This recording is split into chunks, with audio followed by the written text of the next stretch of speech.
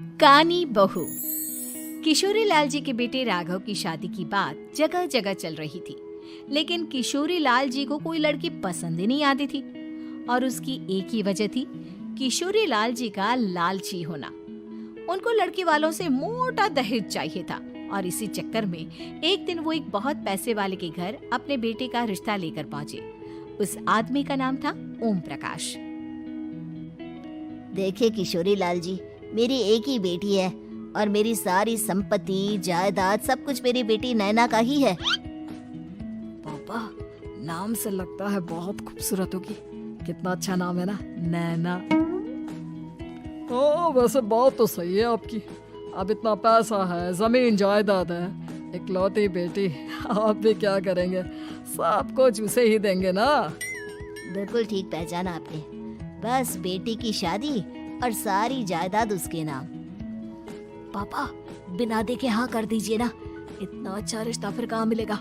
माला माल हो जाएंगे हम। मैं अपनी बेटी को बुलाता हूँ।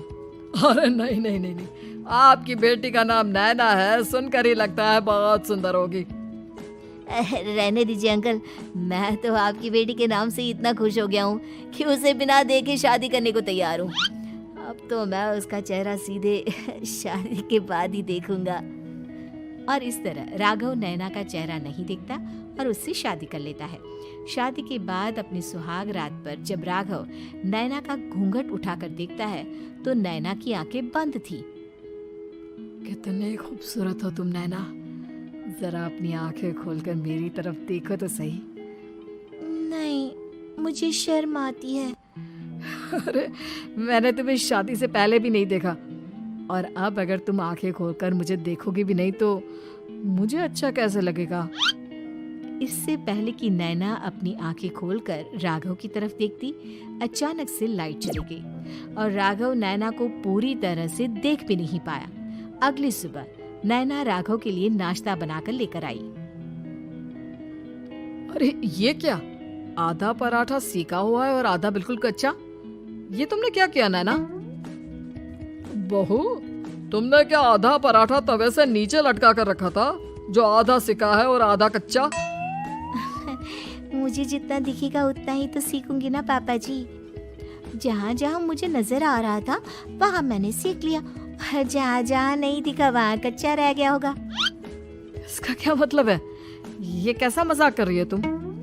अरे बहू, तुमने इतना लंबा घूंघट क्यों लगाया हुआ है? देखो, हमारे घर में बहुओं को बेटी की तरह रखा जाता है और फिर तुम तो इतना सारा माल लेकर आई हो। देखो, ये घूंघट डालकर रखने की कोई जरूरत नहीं है। हाँ नैना, पापा जी ठीक कह रहा है, तुम तो आराम से रहो, अपना ही घर समझो। नैना अचानक से अपना घूंघट उठा लेती है। अरे ये क्या पापा, नैना की तो एक आंख फूटी हुई है।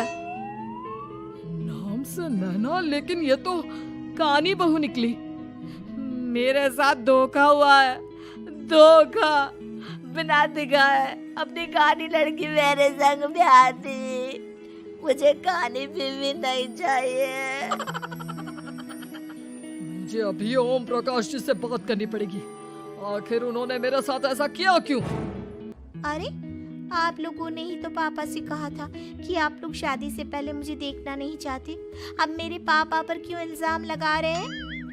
अरे लेकिन उन्हें बताना तो चाहिए था ना कि तुम कानी हो, एक आंख से तुम्हें दिखाई नहीं देता। किशोरी लाल और राघव नाराज होकर ओम प्रकाश को अपने घर बुलाते हैं। पापा जी, ये आपने क्या किया?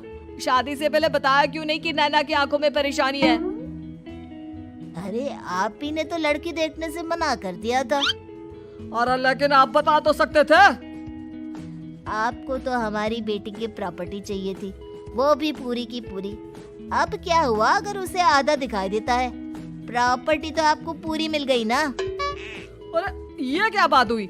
मेरी शादी प्रॉपर्टी से नहीं, आपकी बेटी से हुई है। अब ये तो पहले सोचना चाहिए था, तब तो मेरी प्रॉपर्टी देखकर तुम्हारी जुबान लप लपा रही थी। लेकिन मैं कानी लड़की को अपनी बीवी बनाकर नहीं रख सकता। पापा, कुछ करिए ना आप। हाँ, करता हूँ। देखिए ओम प्रकाश जी, आप हमारे साथ ऐसा नहीं कर सकते।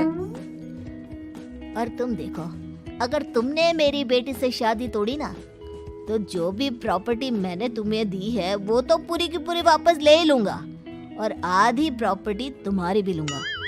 अरे मेरी आधी प्रॉपर्टी भला क्यों लेंगे आप? इसलिए क्योंकि मेरी बेटी को आधा नजर आता है और उसकी नजर अभी तक तुम्हारी आधी जायदाद पर ही पड़ी है। अब तुम उसे घर से निकालोगे तो कुछ तो लेकर जाएगी ना। और अगर हम आपकी बेटी को अपने घर की बहू बना कर रखे तो? तो तुम्हारी पूरी प्रॉपर्टी तुम्हारी ही रहेगी, और जो मैंने तुम्हें दिया है ना, उसमें से बस मैं आधा लेकर जाऊंगा। अरे लेकिन अब आप अपनी दी हुई प्रॉपर्टी में से आधी वापस क्यों लेकर जाएंगे? अगर मैं आपकी बेटी को अपनी पत्नी बनाकर रखने को तैयार हूँ तो? इसलिए ताकि भविष्य में अगर तुम मेरी बेटी को धोखा दो तो उसके पास कुछ तो रहे जो पति का हो। वैसे मेरे पास तो बहुत कुछ है, लेकिन अपने पति की कोई निशानी तो उसके पास होनी चाहिए ना। अब अगर तुमने मेरी बेटी को कानी कहा तो तुम्हें प्रॉपर्टी भी कानी ही मिलेगी, पूरी नहीं। जमाए राजा। किशोरी लाल और राघव समझ चुके थे कि वो बुरी तरह फंस चुके हैं और अब उनके पास वहां से निकलने का कोई चारा नहीं है। अब समझ में आया ना, लालच बुरी बला होती है। एक तो तुम्हें प्रॉपर्टी मिली, ऊपर से बीवी मिली, उसमें तुम्हें नखरे भी दिखाने हैं। आए बड़े, चुपचाप बैठो दोनों।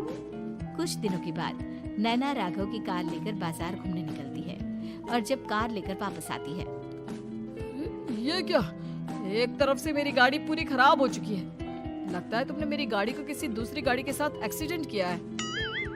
अरे कितना बड़ा नुकसान कर दिया तुमने बहू। वो क्या है ना पापा जी, मुझे एक आंख से दिखाई नहीं दे रहा था, सामने से गाड़ी आ रही थी। मुझे तो सिर्फ आधा ही दिखाई दिया और वो गाड़ी मेरी कार से रगड़ते हुए निकल गई। अब मैं क्या करूं बताओ? आप इसे ठीक कराने के पैसे कौन देगा? तुम्हारे पापा? तुमने मुझसे इस तरह से बात की? अभी रुको। नैना राघव की शिकायत ओम प्रकाश को कर देती है। देखो राघव, अब जो मेरी आधी प्रॉपर्टी तुम्हारे पास थी ना, उसमें से आधी और मैं लेकर जाऊंगा, क्योंकि तुमने मेरी बेटी को डांटा। अरे नहीं नहीं पापा जी, गलती हो गई, माफ कर दो। गलती की तो कोई गुंजाइश ही नहीं। अगली बार मेरी बेटी को डांटा तो बची हुई आधी में से आधी और ले जाऊंगा। लालच के चक्कर में हम दोनों ने बहुत बड़ी गलती कर दी बेटा। एक तो तुम्हें कानी बहू मिली और ऊपर से जो माल मिला वो भी काना। इस तरह राघव की हर एक गलती पर ओम प्रकाश उसकी प्रॉपर्टी का आधा आधा हिस्सा लेकर अपना सारा माल वापस ले गया और राघव को कानी बीवी से काम चलाना पड़ा। भाई लालच वाकई में बुरी बला है।